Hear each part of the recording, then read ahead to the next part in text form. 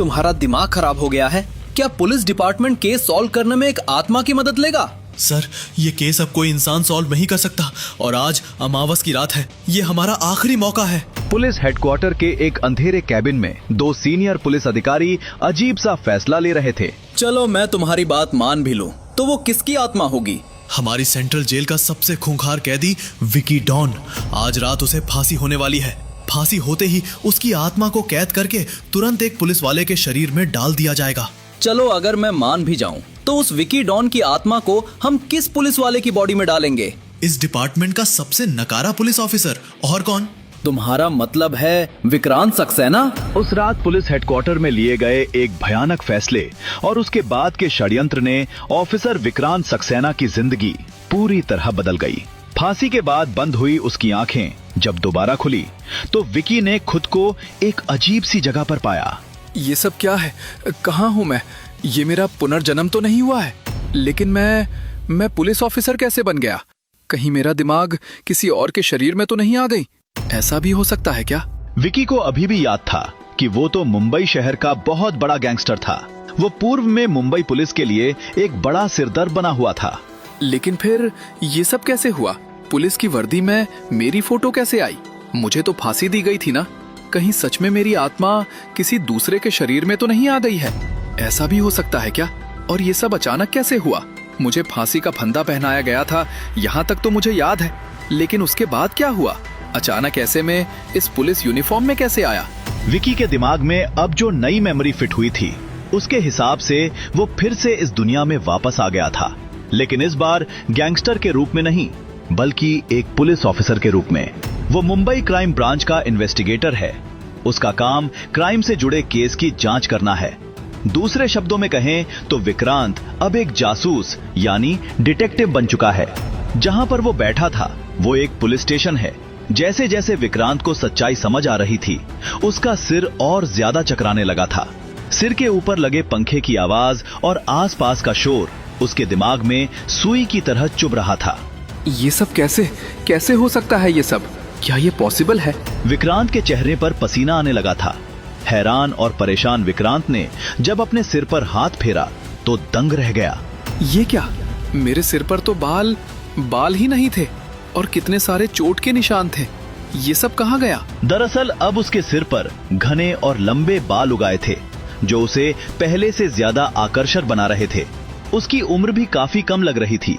तभी एक senior police officer ने विक्रांत की तरफ देखते हुए कहा, ओ हेलो, तुम इधर क्या कर रहे हो? जाओ जाकर सबके लिए कॉफी लेकर आओ। विक्रांत ने उसकी तरफ ध्यान से देखा। ये कोई और नहीं बल्कि टीम का कैप्टन पुष्कर था। दरअसल पुष्कर और विक्रांत ने एक साथ यहाँ पर ड्यूटी स्टार्ट की थी, लेकिन पुष्कर शुरू से ही विक्रांत से द्वेष रखता था। वो हमेशा ही विक्रांत को नीचे गिराने की कोशिश करता था। पहले वाला विक्रांत काफी सीधा था और पुष्कर से डर कर रहता था। पुष्कर हमेशा विक्रांत को नीचा दिखाने की कोशिश करता था, लेकिन शायद उसे ये बात नहीं पता थी। ना ही पता थी कि अब विक्रांत पहले वाला सीधा साधा इंसान नहीं रहा। उसके अंदर अब गैंगस्टर विक्रांत का दिमाग आ चुका है। पहले वाले विक्रांत के साथ तो पुष्कर के साथ ही बाकी के इन्वेस्टिगेटर्स भी बुरा व्यवहार करते थे और वो चुपचाप सबकी बातें सुनता रहता था। लेकिन अब गैंगस्टर विक्रांत भला कैसे किसी की तेज आवाज बर्दाश्त कर सकता था? ओए, सुनाई नहीं पड़ा क्या? मैंने कहा कि सबके लिए कॉफी लेकर आ। पुष्कर ने विक्रांत को घूरते हुए गुस्से से भरे लहजे में कहा। अब विक्रांत के बर्दाश्त की सीमा पार हो चुकी थी। उसने जोर से टेबल पर हाथ पीटते हुए कहा, रुक, लाता हूँ। पहली बार विक्रांत को किसी ने गुस्से में देखा था। खुद पुष्कर भी दंग रह गया। इस चूहे को कब से जुबान आ गई? खैर, विक्रांत की आंखों में गुस्से की ज्वाला देखकर पुष्कर की हिम्मत आगे बोलने की नहीं हुई। वो दूसरी तरफ नजर फेर कर बैठ गया। लेकिन विक्रांत के इस व्यवहार ने सभी को हैरत में डाल दिया। दरअसल विक्रांत के व्यवहार में ये परिवर्तन अभी कुछ देर पहले ही आया था। जब थोड़ी देर पहले उसे फांसी दी जा रही थी, तभी उस गैंगस्टर विक्रांत की आत्मा सीधे साधे पुलिस ऑफिसर विक्रांत में आई है। पुष्कर और विक्रांत के बीच की इस नोकझोंक की वजह से मंजू को भी थोड़ी दिक्कत हुई। वो कुछ पल के लिए रुक गई और जब उसने देखा कि माहौल शांत हो गया है, तब वो आगे की जानकारी देने लगी। तभी एक यंग एज की लड़की उठकर पुष्कर की तरफ आई उसने आंखों पर चश्मा चढ़ा रखा था। सर, मैं ले आती हूँ ना सबके लिए कॉफी। इतना कहकर वो ऑफिस की पेंट्री की तरफ चली गई। इस लड़की का नाम सुनिधि था। सुनिधि जब से इस डिपार्टमेंट में आई थी तब से उसने विक्रांत को सबके द्वारा परेशान होते ही देखा था। विक्रांत काफी स्मार्ट है और बहुत सीधा है, इसलिए सुनिधि के दिल में हमेशा से उसके लिए एक सॉफ्ट कॉर्नर था। वो मन ही मन विक्रांत को पसंद करने लगी थी। कई बार तो ऐसा भी होता था कि वो विक्रांत को सीनियर्स की डांट से बचाने के लिए उसकी गलती अपने सिर पर ले लेती थी। सुनिधि को विक्रांत की तरफ से बोलते हुए देख पुष्कर ने विक्रांत को घूर कर देखा। विक्रांत भी भला कैसे शांत रह सकता था। वो भी पुष्कर को गुस्से से तरेर रहा था, लेकिन विक्रांत जानता था कि इस वक्त उसे अपने गुस्से पर काबू रखना होगा, क्योंकि अभी ऑफिस की एक गंभीर मीटिंग चल रही थी।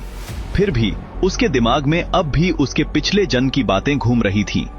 जिस कत्ल के लिए उसे फांसी की सजा सुनाई गई थी, विक्रांत ने वो मर्डर किया भी नहीं था। दरअसल जिस गैंग के लिए विक्रांत काम करता था, उसने ही विक्रांत को एक झूठे मर्डर केस में फंसाकर जेल भिजवा दिया था और फिर विक्रांत को उसके लिए फांसी की सजा सुना दी गई थी। विक्रांत के साथ बहुत बड़ा धोखा हुआ था। अगर आज भी उसके गैंग का बॉस मिल जाए तो वो उसकी जान ले लेगा। विक्रांत गुस्से से अपनी मुट्ठी कसकर बंद किए बैठा हुआ था। तभी सुनिधि सबके लिए कॉफी बनाकर ले आई। उसने मीटिंग में बैठे सभी इन्वेस्टिगेटर्स के आगे कॉफी रख दी और फिर अंत में वो विक्रांत के पास भी कॉफी लेकर पहुंची। ये लीजिए सर, आज की स्पेशल कॉफी 2 बैग शुगर के साथ। सर, आज हम लोग पूरी रात ओवरटाइम कर रहे हैं, लेकिन आप परेशान मत होइए, हम कर लेंगे, ओके? विक्रांत ने सुनिधि की बातों पर कोई रिएक्शन नहीं दिया। वो भी कॉफी रखकर तुरंत ही वहां से चली गई। अब तक मंजू केस के बारे में इंपॉर्टेंट जानकारी दे चुकी थी। उसने प्रेजेंटेशन देना बंद कर दिया था। वो व्हाइट बोर्ड के सामने से हटकर अपनी चेयर पर बैठ गई और तभी लगभग 55 से 60 साल का एक व्यक्ति सूट पहने हुए व्हाइट बोर्ड के सामने आकर खड़ा हो गया। उसका नाम था मार्कंडे डिसूजा। वो मुंबई पुलिस में डीसीपी था। डिसूजा अपनी चेयर से उठकर व्हाइट बोर्ड के सामने खड़े हो गए। डिसूजा साहब ने हल्की सांस छोड़ी और फिर बोलना शुरू किया। तो आप लोगों को केस के बारे में सब कुछ पता चल ही गया है। अभी तक जो भी जानकारी हमारे पास थी वो आपको दे दी गई है। मुझे पता है कि अब आप लोगों को आराम नहीं मिलने वाला है। वैसे भी ये आराम का वक्त भी नहीं है। पहले ही 3 लड़कियों के मर्डर हो चुके हैं। हमें अब बहुत सतर्क रहना है। अब फिर से कोई अपराध हो उससे पहले ही हमें इस साइको किलर को गिरफ्तार करना है। टीम ए, ध्यान से सुनिए। आप लोगों को इस आदमी की पहचान करनी है। ये ज्यादातर बार और क्लब में जा रहा है, तो आप लोग भी शहर के अंदर जितने बार और क्लब हैं वहां जाइए और वहां से इसके बारे में पता लगाने की कोशिश कीजिए। वहां लोगों से पूछताछ कीजिए, सीसीटीवी फुटेज चेक कीजिए और आसपास के एरिया के फुटेज खंगालिए। यहां तक कि क्लब की पार्किंग में खड़ी होने वाली सभी गाड़ियों का भी रजिस्ट्रेशन नंबर निकालकर उन्हें ट्रेस कीजिए। कहीं से कोई भी एविडेंस छूटना नहीं चाहिए। ओके? Yes sir. टीम ए के इन्वेस्टिगेटर्स एक सुर में बोले। फिर डिसूजा ने टीम बी की तरफ देखा और कहा, टीम बी को अपराधी का आइडेंटिटी निकालना है। हमारे पास कल्प्रीट का ब्लड सैंपल है और यूरिन सैंपल भी है, तो आप लोग आसपास के सभी अस्पताल जाइए और वहां सैंपल मैच कराने की कोशिश कीजिए। वैसे ब्लड सैंपल से ज्यादा हेल्प तो नहीं मिलेगी, लेकिन फिर भी आप लोग कोशिश कीजिए। अगर ये अभी हाल फिलहाल में कहीं अस्पताल में इलाज करवाने गया होगा तो हो सकता है कि कुछ क्लू मिल जाएं। और हाँ, मोबाइल नेटवर्क, जिस एरिया में ये केस हुआ है और जिस टाइम पर हुआ है उस दौरान वहां जितने भी मोबाइल फोन्स एक्टिव थे उनकी भी डिटेल्स निकालिए, कॉल डिटेल वगैरह भी निकालिए। वहां से भी काफी कुछ पता लग सकता है। ओके, अगर सबको अपना काम समझ में आ गया है तो अब आप लोग अपने काम पर लग जाइए। मैं आशा करता हूं कि हम बहुत जल्द ही इस केस को सॉल्व कर लेंगे। डीसीपी डिसूजा ने अपना लेक्चर खत्म किया और वो व्हाइट बोर्ड के सामने से हटकर वापस जाने लगे। इन्वेस्टिगेटर्स के बीच में से एक व्यक्ति बोल पड़ा। सभी की नजरें उस व्यक्ति की तरफ मुड़ गईं। ये कोई और नहीं बल्कि विक्रांत सक्सेना था। एक प्रॉब्लम है। विक्रांत को आज से पहले किसी ने इतनी बेबाकी से बोलते हुए नहीं सुना था। सबका हैरान होना लाजमी था। डीसीपी डिसूजा साहब भी कंफ्यूज हो उठे। क्या हुआ विक्रांत, क्या प्रॉब्लम है? मेरी तबीयत ठीक नहीं है। मैं छुट्टी पर जा रहा हूँ। आप लोग आराम से काम एंजॉय कीजिए, मैं तो चला। विक्रांत के शब्द सुनते ही पूरे ऑफिस में सन्नाटा छा गया। सभी इन्वेस्टिगेटर्स अजीब नजरों से विक्रांत की तरफ देखने लग गए। आज तक किसी ने विक्रांत के मुंह से इतनी बुलंद आवाज में एक भी शब्द नहीं सुना था, और आज तो विक्रांत ने हद ही कर दिया। डिसूजा साहब के सामने कोई ऑफिसर नजर मिलकर भी खड़ा नहीं होता, लेकिन विक्रांत सक्सेना ने डायरेक्ट ही उनसे छुट्टी पर जाने की बात कह दी। डिसूजा साहब भी असहज स्थिति में आ गए और कुछ सेकंड तक खड़े रहकर विक्रांत को देखते रहे। खैर, उन्होंने विक्रांत को कोई जवाब नहीं दिया, लेकिन विक्रांत के चिर प्रतिद्वंदी मिस्टर पुष्कर को बोलने का मौका मिल गया था। तुम्हारा दिमाग सही है या नहीं? अभी कुछ दिन पहले ही तुम्हें इन्वेस्टिगेशन टीम में शामिल किया गया और तुम इस तरह से बिहेव कर रहे हो। सीनियर ऑफिसर से ऐसे बात की जाती है? तुम्हें दिख नहीं रहा कि केस कितना सीरियस है? यहाँ किसी को सांस लेने की फुर्सत नहीं और तुम्हें छुट्टी पर जाना है। पुष्कर के बोलने के साथ ही यहाँ मौजूद अन्य इन्वेस्टिगेटर विक्रांत को हीनता भरी नजरों से देखने लगे। अब तक डिसूजा साहब बिना कुछ बोले यहाँ से जा चुके थे। उनके जाने के बाद मानो पुष्कर को और ताकत मिल गई। अब वो विक्रांत को जलील करने का ये सुनहरा मौका यूं ही नहीं जाने देने वाला था। तुम्हारी तबीयत बड़ी जल्दी खराब हो गई। बिना कुछ काम किए ही तुम बीमार हो गए। उफ, लग रहा है कि कॉफी बनाने में बड़ी मेहनत पड़ रही है तुम्हें। पुष्कर के साथ यहाँ मौजूद अन्य इन्वेस्टिगेटर भी हंस पड़े। अभी सब हंसी रहे थे कि कॉफी का एक कप हवा में उड़ता हुआ आकर पुष्कर के कॉलर पर लैंड कर गया। पुष्कर ने उस कप को अपने ऊपर गिरने से रोकने की भरसक कोशिश की, लेकिन फिर भी उसकी शर्ट कॉफी गिरने से भीग चुका था। कॉफी का कप भी जमीन पर गिरकर 2 टुकड़ों में टूट चुका था। जलती हुई कॉफी गिरने से पुष्कर कराह उठा। पुष्कर के कराहने के साथ ही पूरे हॉल में सन्नाटा छा गया। सभी की नजर इस दुस्साहस को करने वाले व्यक्ति को ढूंढने लगी। वहां सामने विक्रांत गुस्से में लाल आंखें लिए खड़ा था और हल्की सी मुस्कान के साथ खड़ा था। और हंस थोड़ा, बड़ा अच्छा लग रहा था। हंस ना एक बार, तेरी तो। पुष्कर तेजी से विक्रांत की तरफ भागा, लेकिन तभी विक्रांत ने एक जोरदार पंच पुष्कर की आंखों पर जड़ दिया। चीख के साथ ही पुष्कर धम्म से जमीन पर आ गिरा। अब पूरे हॉल में पिन ड्रॉप साइलेंस छा चुका था। विक्रांत का यह भयानक रूप आज तक किसी ने नहीं देखा था। किसी ने सोचा भी नहीं था कि रोजाना उनकी हंसी का पात्र विक्रांत कभी इस तरह के एक्शन मोड में भी आ सकता है। बहुत सुन ली तेरी बकबक। तू समझता क्या है अपने आप को? कॉफी पीनी थी ना तुझे? ले, आ गया ना अब कॉफी का टेस्ट। और पिएगा? बोल, आज तेरी सारी तलब मिटा देता हूं। विक्रांत के इस व्यवहार ने सभी इन्वेस्टिगेटर्स को हैरत में डाल दिया था। किसी ने कभी सोचा भी नहीं था कि हमेशा शांत रहने वाला, सबके ताने सुनने वाला, कभी इस तरह के एक्शन भी कर सकता है। विक्रांत, तेरी तो। पुष्कर अपने इस बेइज्जती पर भला शांत कैसे बैठ सकता था? वो जोश में विक्रांत पर अटैक करने के लिए उठा, लेकिन उससे पहले ही विक्रांत ने उसे जोरदार घूंसा मारते मारते उसे धराशायी कर दिया। सभी इन्वेस्टिगेटर भागते हुए उसके पास पहुंचे और पुष्कर को छुड़ाने लग गए। किसी तरह से उन्होंने पुष्कर को विक्रांत से अलग कर दिया। यहां का शोरगुल सुनकर अंदर से टीम बी लीडर मंजूर सचदेवा बाहर आ गई। उन्होंने मामले को शांत करवाने की कोशिश शुरू कर दी थी। वहीं इधर सुनिधि भागती हुई आकर विक्रांत को शांत करने लग गई।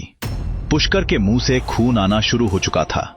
वो किसी तरह से उठकर खड़ा हुआ और फिर से विक्रांत की तरफ देखते हुए अकर में बोल पड़ा। देखता हूं तू अब कैसे यहां नौकरी करता है।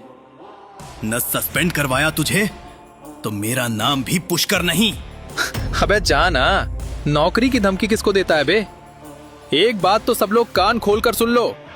अभी तक तुम लोगों को जितना मेरा मजाक बनाना था बना चुके, लेकिन अब अगर किसी ने भी मेरे से पंगा लिया ना तो उसको हॉस्पिटल पहुंचाने की गारंटी मेरी है। विक्रांत ने सभी इन्वेस्टिगेटर्स की तरफ देखते हुए कहा और फिर अपने शर्ट की बाहें मोड़ता हुआ वहां से बाहर निकल गया। बाहर जाते वक्त उसने ऑफिस के गेट पर जोर की लात मारते हुए इसे परमानेंट ओपन कर दिया। दरवाजे की आवाज से एक तरफ जहां पूरा ऑफिस गूंज उठा, वहीं दूसरी तरफ इन्वेस्टिगेटर्स के मन में इस नए विक्रांत का खौफ भी बन चुका था। विक्रांत, अब तू देख मैं तेरा क्या हाल करता हूँ। पूरे पुलिस ब्रांच में तहलका मचाने से विक्रांत को एक अलग तरह की संतुष्टि मिल रही थी, लेकिन अभी भी उसका कंफ्यूजन खत्म नहीं हुआ था। अभी भी उसके मन में हजारों तरह के सवाल उठ रहे थे, जिनके जवाब जानने के लिए विक्रांत बहुत बेचैन हो रहा था। उसे अभी तक ये बात समझ में नहीं आई थी कि कैसे वो किसी दूसरे आदमी की बॉडी में आ गया, और उस विक्रांत के साथ क्या हुआ जो गैंगस्टर हुआ करता था। क्या सच में इस दुनिया में ऐसा संभव है? क्या वाकई में इंसान किसी दूसरे की बॉडी में जा सकता है? लेकिन कैसे? ये कैसे संभव है? इन सब बारे में सोचते हुए अचानक की विक्रांत के मन में ख्याल आया, छोड़ो इन सब बातों को, बाद में देखेंगे जो करना है। अभी तो मस्त आजाद लाइफ मिली है, तो पहले इसका मजा लेते हैं। फिर विक्रांत का दिमाग अचानक उस शक्ति से हटकर कटे हाथ वाले केस पर आकर टिक गया। काफी देर तक सोच विचार करने के बाद विक्रांत ने फैसला किया कि अब वो अपने दिमाग से इस कटे हाथ वाले केस को सुलझाएगा। भले ही एक पुलिस डिटेक्टिव के रूप में उसके पास ऐसे केसों का कोई अनुभव नहीं था, लेकिन वो पहले गैंगस्टर रह चुका था और उसे मुजरिमों के बारे में थोड़ा बहुत अनुभव तो था ही। ऐसे में वो अपने दिमाग से चाहे तो इस अपराधी को पकड़ सकता था। इसलिए विक्रांत ने बिना किसी देरी के उस केस से जुड़ी और भी जानकारी इकट्ठा करनी शुरू कर दी। केस से जुड़े कुछ जरूरी रिकॉर्ड ऑफिस से प्रिंट करवाकर वो घर ले आया और उसके बारे में गहन रिसर्च करने लगा। फिर उसने केस से जुड़ी 11 चीजों को जोड़कर अपनी तफ्तीश शुरू कर दी। पिछले साल 22 अप्रैल को बोरीवली शहर में फिटनेस जिम के पास स्थित एक ओवर ब्रिज के नीचे पहली बार ये हाथ काटने वाली घटना सामने आई थी। उस औरत का नाम कीर्ति चौधरी था और वो एक MNS कंपनी के ऑफिस में काम करती थी। वो वैसे तो दिल्ली में रहती थी, लेकिन मुंबई किसी म्यूजिक कंसर्ट को देखने के लिए आई हुई थी। कीर्ति ने अपने बयान में बताया था कि वो रात को म्यूजिक कंसर्ट से बाहर निकली और ओवर ब्रिज के नीचे से सड़क पार करके जा रही थी। तभी अचानक किसी ने उसे पकड़ लिया और जब उसे होश आया तो उसका दाहिना हाथ कटा हुआ था। अपराधी ने उसके हाथ में बाकायदा पट्टी भी बांध दी थी ताकि ज्यादा खून निकलने से उसकी जान न चली जाए। इस केस की सबसे अजीब बात यह थी कि यह घटना फिटनेस जिम के ठीक सामने हुई थी। फिर भी वहां लगे CCTV कैमरों में अपराधी की एक भी फोटो नहीं आई थी। पुलिस को अपराधी तक पहुंचने का कोई भी सुराग नहीं मिल सका था। वो इलाका ऐसा था जहां रात में भी रोशनी रहती थी और काफी भीड़-भाड़ वाला क्षेत्र था। CCTV में बाकी लोगों के चेहरे साफ नजर आ रहे थे, लेकिन चूंकि रात काफी हो चुकी थी और अधिकतर लोग जल्दी में थे, इसलिए कोई भी ठोस गवाह नहीं मिल सका। पुलिस इस केस की गुत्थी सुलझाने में लगी हुई थी कि 26 अप्रैल को दोबारा ठीक ऐसी ही घटना सामने आई। दूसरी बार पियानो टीचर मनीषा चौहान का हाथ काटा गया, जिसके साथ हाल ही में विक्रांत और सुनिधि ने पूछताछ की थी। उसका केस तो और भी अजीब था। वो अपने बेड पर लेटी हुई थी और जब उसकी नींद खुली तो उसका दाहिना हाथ कटा हुआ था। उस दिन कुछ खास हुआ भी नहीं था। मनीषा ने घर का सारा काम निपटाकर सोने के लिए बिस्तर पर गई थी। जब सुबह उसकी आंख खुली तो वो अपने कटी हुई बाजू को देखकर चीख पड़ी। एक बार फिर पूरे शहर में खौफ फैल गया। मनीषा जहां अब रह रही है, उस वक्त वहां नहीं रहती थी। तब उसका घर एक मध्यम वर्गीय कॉलोनी में था, लेकिन वहां भी चारों तरफ CCTV कैमरे लगे हुए थे। पुलिस ने कॉलोनी में लगे 11 कैमरों की फुटेज निकाल डाली, लेकिन अपराधी की एक भी झलक नहीं मिली। यहां तक कि पुलिस ने घटना के 7 दिन पहले तक के सारे फुटेज खंगाल डाले, फिर भी कुछ हाथ नहीं लगा। उस दिन मनीषा घर में अकेली थी। उसका पति से झगड़ा हुआ था और उसने अपने पति को ही घर से बाहर निकाल दिया था। ऐसे में एक बार के लिए सभी को उसके पति पर शक हुआ, लेकिन बाद में यह साबित हो गया कि वो उस वक्त बिजनेस के सिलसिले में शहर से बाहर था। मनीषा और उसके पति के रिश्ते अच्छे नहीं थे। इस घटना के बाद उनका तलाक भी हो गया और अब वो अपने नए घर में अकेले रहती है, जो शहर के पॉश इलाके में मौजूद है। मनीषा ने बताया था कि वो घर का दरवाजा अंदर से लॉक करके सोई थी। ऐसे में अनुमान था कि अपराधी ने दरवाजे का लॉक तोड़कर अंदर प्रवेश किया था, लेकिन फॉरेंसिक टीम ने जांच में पाया कि दरवाजे पर किसी भी तरह की जोर आजमाइश का कोई सबूत नहीं था। यानी कि अपराधी के पास उसके दरवाजे की चाबी मौजूद थी। कुल मिलाकर इस केस ने हर किसी का दिमाग घुमाकर रख दिया था। पुलिस कई दिनों तक जांच पड़ताल करती रही, लेकिन कोई भी जानकारी हाथ नहीं लगी। इसके बाद अपराधी 1 साल तक न जाने कहां गायब रहा और अब फिर 1 साल बाद 22 अप्रैल को वही अपराधी लौट आया। इस बार भी उसकी कोई सीसीटीवी फोटो मौजूद नहीं थी, न ही कोई सबूत या गवाह मिला। तीसरी विक्टिम का नाम मीना बंसल था। वो एक साधारण हाउसवाइफ थी। उसका पति एक अनपढ़ मगर अमीर आदमी था।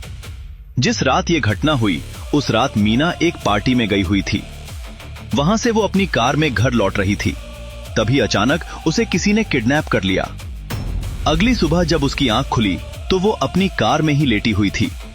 उसका दाहिना हाथ गायब था और कार सड़क किनारे खड़ी थी। जैसे ही उसने अपने कटे हाथ को देखा, वो कार से बाहर निकलकर सामने स्थित एक रेस्टोरेंट में मदद मांगने के लिए भागी। इस बार भी जहां उसकी कार रात में पार्क थी, वहां प्रॉपर सीसीटीवी कैमरे लगे हुए थे, लेकिन अपराधी का एक भी फुटेज नहीं मिला था। फील्ड रिसर्च के मुताबिक ये बात सामने आई कि अपराधी पहले से ही मीना की कार में छिपा हुआ था। जब मीना पार्टी से लौटकर कार में बैठी, तब भी वो उसमें छिपा रहा। फिर थोड़ी देर बाद उसने मीना को बेहोश किया और कार को ड्राइव करके जुहू इलाके में ले गया। वहां उसने मीना का हाथ काटकर उसे कार में छोड़ दिया और फरार हो गया। कुल मिलाकर इस बार भी उसने अपने पीछे एक भी सबूत नहीं छोड़ा था। सारी केस स्टडी करने के बाद विक्रांत का सिर चकरा गया। उसे सुनीति की कही हुई बात याद आई। ये कोई भूत ही है, कभी किसी की पकड़ में नहीं आ रहा। पता नहीं ये केस सॉल्व होगा भी या नहीं। पूरी रात केस को लेकर माथा मारने के बाद विक्रांत को एहसास हुआ कि इस केस के पुराने मामलों में रिसर्च करने के लिए कुछ बचा ही नहीं था। पुलिस ने पहले ही वहां काफी कुछ खोज डाला था, लेकिन वहां से कुछ नहीं मिला था। अब अगर इस केस में कुछ मिल सकता था तो वो सिर्फ इस साल 22 अप्रैल को हुए केस में से ही मिलेगा। इसलिए विक्रांत ने निश्चित किया कि अब वो इस केस की पूरी जांच इसी नए केस को आधार बनाकर करेगा। आज उसने मंजू के पास जाकर इस केस से जुड़ी और भी जानकारी लेने का निश्चय किया, क्योंकि वही इस केस की सॉल्विंग टीम की हेड थी। आज वो जल्दी सोकर उठ गया था और ऑफिस जाने में अभी काफी वक्त था। इसलिए विक्रांत ने पहले तो अपने लिए चाय बनाई और फिर चाय की प्याली के साथ तीसरी मंजिल की बालकनी में कुर्सी लगाकर बैठ गया। ये बालकनी काफी बड़ी थी, तकरीबन 50 से 60 मीटर स्क्वायर। छत खुली हुई थी। पूरब की दिशा से हल्की हल्की धूप आनी शुरू हो चुकी थी, जो सीधे विक्रांत के गालों पर गर्मी का एहसास करा रही थी। विक्रांत जब भी कुछ गहराई से सोचना चाहता था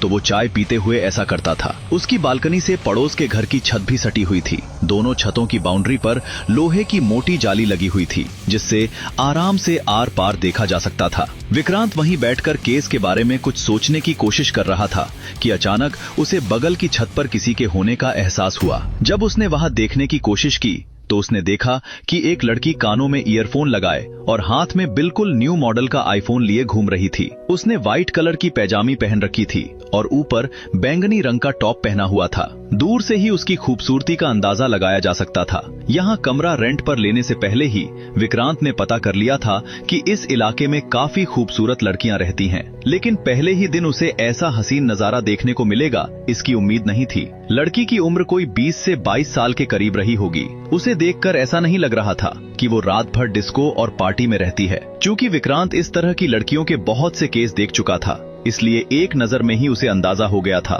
कि ये आम घरेलू लड़की जैसी नहीं है। उस लड़की के मेकअप को देखकर विक्रांत को एहसास हो गया था कि ये गलत काम धंधे वाली लड़कियां हैं। आखिर तभी तो इनके पास इतना पैसा है। इतने महंगे फोन, इतना महंगा मेकअप, ये सब इसी का नतीजा था। उस घर में 4 लड़कियां एक साथ रहती थीं और चारों की चाल ढाल एक जैसी ही थी। विक्रांत बड़े ध्यान से उस लड़की की तरफ देखे जा रहा था। लड़की की नजर भी विक्रांत पर पड़ गई। विक्रांत को देखते ही उसने मुस्कुरा दिया। विक्रांत ने भी ना चाहते हुए अपने चेहरे पर मुस्कान ला दी और अपनी नजर दूसरी तरफ फेर ली, लेकिन शायद इस पाजामा परी की मंशा कुछ और ही थी। वो अपना कदम बढ़ाते हुए विक्रांत की तरफ चली आई और फिर उसकी तरफ देखते हुए बोली, ओह, तो चाय का मजा और हल्की धूप का आनंद लिया जा रहा है।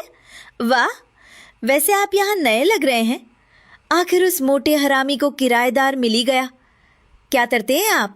पुलिस डिटेक्टिव भी कह सकते हो। नौकरी के बारे में बताते हुए उसे गर्व हो रहा था। ओह, डिटेक्टिव, तो गोलियां चलाते होंगे आप? By the way, I am Monika. Oh Monika, काफी फिल्मी नाम लगता है ना? तो फिर अगर मुझे आपकी किसी हेल्प की जरूरत पड़ी तो आप आओगे ना? नहीं। लेकिन क्यों? क्योंकि मैं पुलिस वाला जासूस हूँ और मैं सिर्फ मरे हुए लोगों से ही मिलता हूँ। इतना कहकर विक्रांत वहां से उठा और अपने कमरे में चला गया। मोनिका उसे जाते हुए बड़े ध्यान से देखती रही। विक्रांत के एटीट्यूड ने उसे काफी प्रभावित किया। ऐसा नहीं था कि विक्रांत का लड़कियों में इंटरेस्ट नहीं था या मोनिका उसे अच्छी नहीं लगी थी। दरअसल वो इसलिए उससे ज्यादा क्लोज नहीं होना चाहता था क्योंकि उसके टाइप की लड़कियां विक्रांत की मुसीबत बढ़ा सकती थीं। तुम्हें क्या लगता है यहाँ हम सारे बेवकूफ बैठे हैं? पुलिस स्टेशन की बिल्डिंग में टीम बी के ऑफिस में टीम मैनेजर मंजू सचदेवा अपना हाथ क्रॉस करके खड़ी थी। वो काफी गुस्से में लग रही थी। वहाँ टीम बी के सारे मेंबर भी उसे घेर कर खड़े थे। वे जानना चाहते थे कि आखिर मंजू और विक्रांत के बीच क्या बात चल रही है। नहीं, मेरा ये मतलब नहीं था। मैं तो ये कह रहा था कि जिस तरह से मीणा बंसल का हाथ काट दिया गया और मुजरिम के खिलाफ कोई सबूत भी नहीं मिला, उसे देखकर मुझे लगता है कि वो बहुत समय से इस घटना को अंजाम देने की तैयारी कर रहा था। ये एक दिन का खेल नहीं है और हमें सिर्फ घटना स्थल के आसपास के एरिया में ही जांच नहीं करनी चाहिए, बल्कि बस ठीक है। किसी भी केस को सॉल्व करना बच्चों का खेल नहीं है। यहाँ देखो, इन लोगों ने लगातार 2 रातों तक जाकर उस सर्विलांस कैमरे के पिछले 2 महीने के रिकॉर्ड को इकट्ठा किया है। समझे तुम? तुम्हें क्या लगता है हम यहाँ तुम्हारे मशवरे का इंतजार कर रहे हैं? तुम्हें क्या लगता है पिछले कुछ दिनों से हम बस टाइम पास कर रहे हैं? तुमने हमारे किसी टीम मेंबर को घर जाते देखा? हम इस केस को सॉल्व करने के लिए अपनी पूरी जी जान लगा रहे हैं। तुम्हारी तरह बस मुंह खोलकर बकवास नहीं कर रहे हैं, समझे तुम? विक्रांत की नजर व्हाइट बोर्ड से हट ही नहीं रही थी। पूरा व्हाइट बोर्ड इंफॉर्मेशन और घटनाओं से जुड़ी 11 बातों से भरा पड़ा था। कोई भी एक नजर डालकर ही उस केस से जुड़ी सारी बातें समझ सकता था। वहां पर केस से जुड़ा एक एक पहलू लिखा हुआ था। विक्रांत लगातार व्हाइट बोर्ड को देख रहा था। तभी मंजू आकर उसके सामने खड़ी हो गई ताकि उसे व्हाइट बोर्ड पर कुछ नजर न आए। तुम इधर क्या देख रहे हो? तुम हमारी इन्फॉर्मेशन चुराने आए हो क्या? मंजू टीम लीडर थी और उसके मुंह से इस तरह की बात सुनकर विक्रांत को काफी गुस्सा आया। वहां खड़े अन्य कोवर्कर्स विक्रांत की तरफ देखकर हंस रहे थे। तुम लोग खुद को बहुत महान समझते हो क्या? सब के सब बेवकूफ हो। इतनी इन्फॉर्मेशन होने के बाद भी अब तक मुजरिम को पकड़ नहीं पाए। अगर मेरे पास केस की इतनी इन्फॉर्मेशन होती तो मैं कब का ये केस सॉल्व कर चुका होता। चलो ठीक है, फिर ये सारी इन्फॉर्मेशन तुम्हें दे दी जाएगी। बल्कि मैं पुष्कर से कह दूंगी कि वो तुम्हें इस केस से जुड़ी सारी एक एक इन्फॉर्मेशन दे देगा। फिर देखती हूँ तुम कितनी जल्दी ये केस सॉल्व कर लेते हो। हाँ ठीक है, दे दो। अब जब उसे इस केस से जुड़े सारे सबूत मिल रहे थे तो भला वो कैसे मना कर सकता था। इसके बाद विक्रांत वापस अपने ऑफिस में आकर अपनी कुर्सी पर बैठ गया। वो कुछ बहुत ध्यान से सोचने लगा।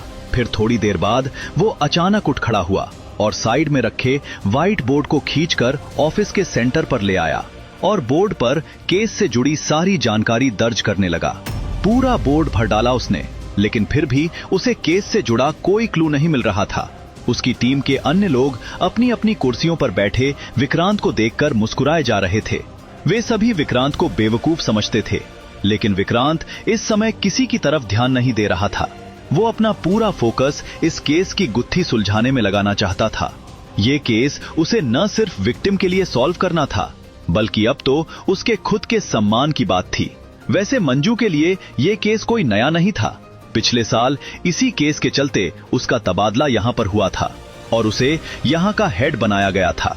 लेकिन पिछले साल से यही एकमात्र ऐसा केस था जिसे मंजू सॉल्व नहीं कर पाई थी। अब 1 साल बाद मुजरिम ने दोबारा आकर मानो उसे फिर से चुनौती दे दी हो। मंजू बिना थके लगातार इस केस पर काम कर रही थी। इस वक्त वो अपने ऑफिस में लगे व्हाइट बोर्ड पर ध्यान से देख रही थी। बोर्ड पर इस केस से जुड़ी सारी जानकारी लिखी हुई थी। वो बड़े ध्यान से उसे निहार रही थी। न जाने क्यों उसे एहसास हो रहा था कि इस बोर्ड पर ही केस का हल छिपा हुआ है। वो केस के एक एक पहलू को ध्यान से समझने की कोशिश कर रही थी। जैसे ही उसे एक भी सबूत मिलेगा, तुरंत ही मुजरिम का खेल खत्म हो जाएगा। इस वक्त मंजू अपनी टीम के साथ इस केस को लेकर माथापच्ची कर रही थी। टीम बी का ऑफिस और टीम ए का ऑफिस सटा हुआ ही था, लेकिन दोनों ऑफिस के बीच एक दीवार थी। टीम बी और टीम ए के लोग जल्दी एक दूसरे के ऑफिस में नहीं जाते थे। जब कोई बहुत जरूरी काम होता तभी वे एक एक दूसरे के ऑफिस में एंटर करते थे। सच कहें तो दोनों ही ऑफिस के लोग मन ही मन एक दूसरे को दुश्मन समझते थे। लेकिन आज न जाने क्यों विक्रांत बड़े आराम से मंडराता हुआ टीम बी के ऑफिस में घुस गया। उसे वहां देखकर टीम बी के सभी मेंबर्स आश्चर्य में पड़ गए। विक्रांत अपने हाथों को पीछे करके कुछ सोचने की एक्टिंग करते हुए टीम बी के ऑफिस में मंडरा रहा था। उसे वहां यूं टहलते देख मंजू ने उससे पूछ ही लिया, तुम यहाँ क्या कर रहे हो? केस से जुड़ी सारी बातें तो तुम्हें बता दी गई हैं। कुछ नहीं, मैं तो बस यूं ही आ गया था। अरे मैं ये कह रहा था कि मुझे एक आदमी ने फोन किया था। वो कह रहा है कि उसके पास उस कार के पार्किंग वाली जगह का सीसीटीवी फुटेज है, तो अगर आपको लेना हो तो ले लो। अब मैं कुछ और एविडेंस के साथ माथापच्ची नहीं करना चाहता। मेरा तो इंटरेस्ट ही नहीं है इस केस में। सीसीटीवी फुटेज की बात सुनते ही मंजू की आंखें बड़ी हो गईं। उसके साथ ही टीम बी के मेंबर भी आश्चर्य में पड़ गए। आखिर ये विक्रांत हमें ये सब क्यों बता रहा है? इतना कहने के बाद विक्रांत धीरे से वहां से बाहर निकल आया और जाकर अपनी कुर्सी पर बैठ गया। कुर्सी पर बैठते ही वो अपनी आवाज दबाकर जोर जोर से हंसने लगा। हंसने के कारण उसका पूरा शरीर हिल रहा था और ऑफिस में उसके अगल बगल बैठे लोगों को उसका हिलता हुआ सिर नजर आ रहा था। सबको लग रहा था कि ये विक्रांत कहीं पागल तो नहीं हो गया है। विक्रांत ने अभी जो कुछ किया था वो याद करके उसकी हंसी रुकने का नाम ही नहीं ले रही थी।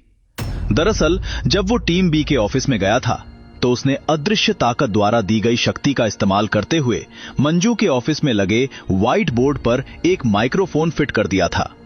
उसने ये काम खुद को गायब करते हुए किया था, जिससे उसे कोई देख नहीं सका था।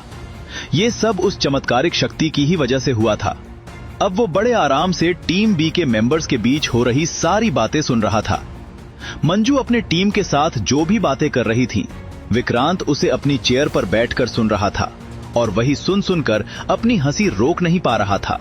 मीना बंसल की कार आखिरी बार जुहू इलाके की इस गली के पास रुकी हुई थी। ये गली थोड़ी दूर तक सीधी गई हुई है और फिर आगे जाकर सीधे वर्सोवा की तरफ चली गई है। हमने उस बीच रास्ते में लगे सारे सीसीटीवी फुटेज खंगाल डाले हैं, लेकिन कहीं पर भी अपराधी का कोई भी फुटेज नहीं मिला है।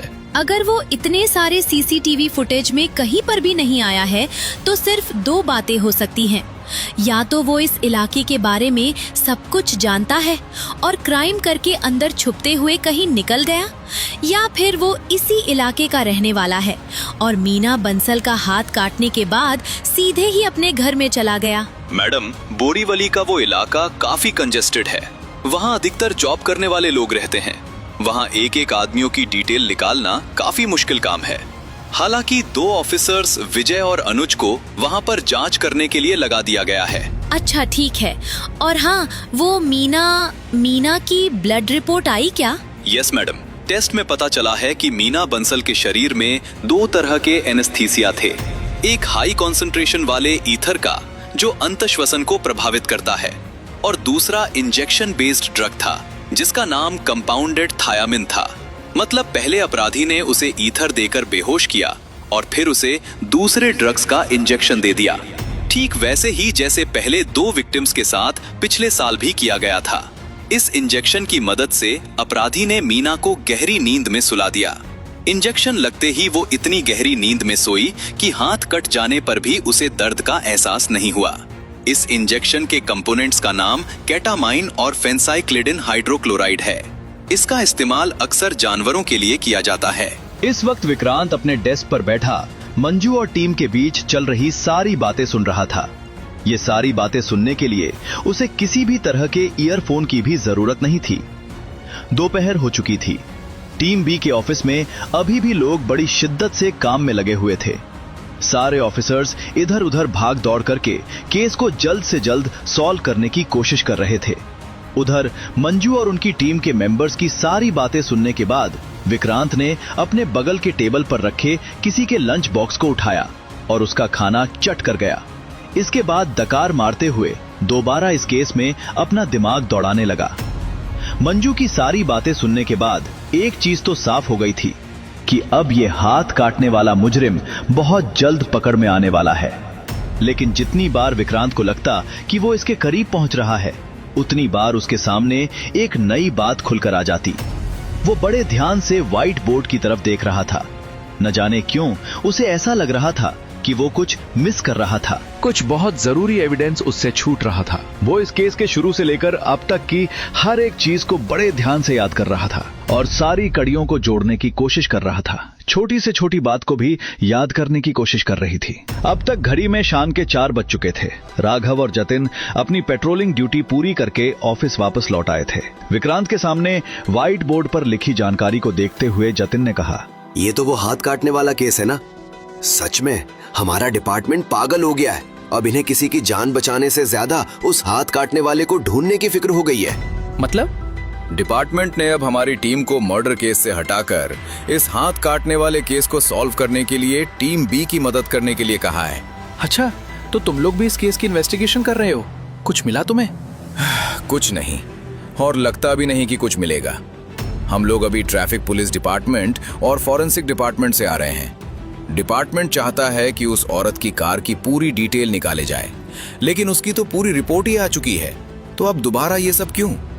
जिस दिन उस औरत का हाथ कूट था, रोड पर काफी जाम था और उसकी कार कई सीसीटीवी फुटेज में दिखाई पड़ी है। लेकिन अजीब बात यह है कि कार का ड्राइवर नहीं दिखा। मतलब चेहरा नहीं दिखा, बल्कि गाड़ी को कोई ड्राइव करता ही नहीं दिखा। क्या मतलब? ऐसा कैसे हो सकता है? विक्रांत को कुछ समझ नहीं आ रहा था। तो क्या विक्रांत अपनी इस उलझन से निकल पाएगा? जानने के लिए सुनते रहिए मेरी इस कहानी को। जतिन और राघव ने दिन भर की जांच के बाद आखिर पता लगा ही लिया था कि उस कार का ड्राइवर सीसीटीवी फुटेज में क्यों नजर नहीं आ रहा था। फॉरेंसिक डिपार्टमेंट की गहन जांच में पता चला कि उस कार की विंडशील्ड के अंदर की तरफ से कुछ चिपकाया गया था, जिससे उसके ग्लू के निशान विंडशील्ड पर भी नजर आ रहे थे। इसके बाद फॉरेंसिक टीम ने कार की विंडशील्ड का बेहद करीब से निरीक्षण किया तो पता चला कि घटना वाले दिन अपराधी ने कार की विंडशील्ड के साथ छेड़छाड़ की थी। उसने विंडशील्ड के अंदर की तरफ से एक खास तरह का प्लास्टिक कवर लगा दिया था, जिससे कार के भीतर बैठकर बाहर का सब कुछ देखा जा सकता था, लेकिन बाहर से अंदर नहीं देखा जा सकता था। अक्सर महंगी कारों और कुछ खास लोगों की गाड़ियों में इस तरह के प्लास्टिक का इस्तेमाल प्राइवेसी के लिए किया जाता है, लेकिन ये प्लास्टिक भारत में बैन है और आसानी से किसी को मिलता भी नहीं है। अक्सर मैजिशियन भी करतब दिखाने के लिए इस तरह के प्लास्टिक का इस्तेमाल करते हैं। फॉरेंसिक टीम ने उस प्लास्टिक की कंपनी का भी पता लगा लिया था। इतना बताने के बाद जतिन ने आसपास नजर दौड़ाई।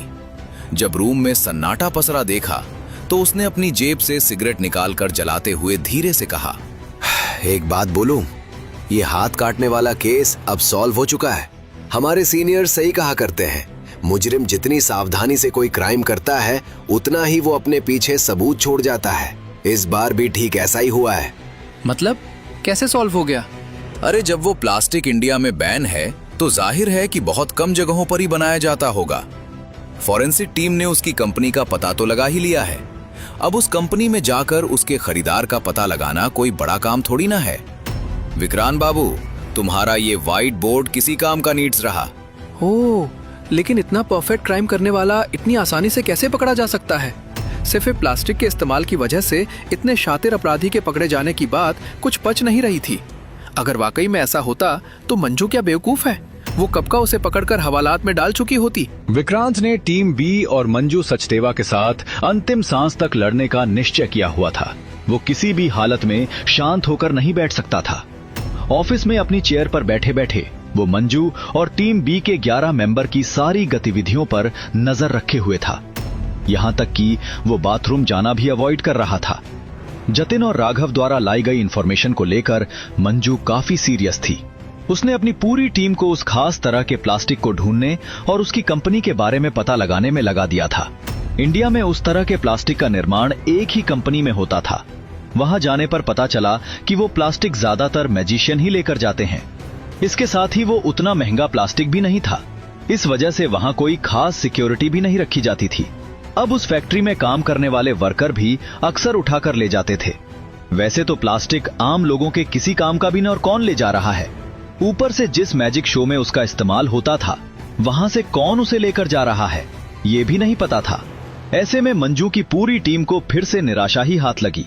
अगर वो प्लास्टिक के पीछे ही भागते हुए केस को सॉल्व करने में लगेंगे तो ये काफी लंबा प्रोसेस हो जाएगा और इसका हल निकालना भी मुश्किल ही दिख रहा था। मंजू को काफी निराशा हुई। उसके साथ ही विक्रांत को भी थोड़ा दुख हुआ। एक बात तो साफ हो चुकी थी, ये अपराधी कोई आम मुजरिम नहीं था, बहुत ही शातिर था और घटना को बड़ी चालाकी से अंजाम दे रहा था। उसका दिमाग बहुत शार्प था, इतनी आसानी से वो हाथ में नहीं आने वाला था। बहुत ही जीनियस अपराधी था वो। ऐसा लग रहा था कि पुलिस वाले अभी तक उसकी एबिलिटी को कम आंक रहे थे। प्लास्टिक वाले आइडिया के यूजलेस साबित होने के बाद भी मंजू ने अपने 2 ऑफिसर्स को उसके बारे में और कुछ पता करने के लिए लगा रखा था। अभी भी उसने हार नहीं मानी थी, लेकिन जैसे जैसे समय बीतता जा रहा था उसकी चिंता बढ़ती जा रही थी। अगर मंजू ये केस सॉल्व नहीं कर सकी तो उसके लिए लोगों को जवाब देना मुश्किल हो जाएगा और हो सकता है कि उससे टीम हेड का पद भी छीन लिया जाए। फिर उसे किसी और ऑफिसर के ऑर्डर मानने पड़ेंगे। लेकिन मंजू और उसकी पूरी टीम हताश हो चुकी थी। केस के सारे पहलुओं से जांच कर चुके थे, लेकिन कुछ भी हासिल नहीं हो सका था। टीम बी के मेंबर्स के साथ ही मंजू भी पिछले 2 दिनों से नहीं सोई थी। इतना कुछ करने के बाद भी जब कुछ हासिल नहीं हुआ तो टीम बी के कुछ मेंबर्स ने भी आशा छोड़ना शुरू कर दिया था।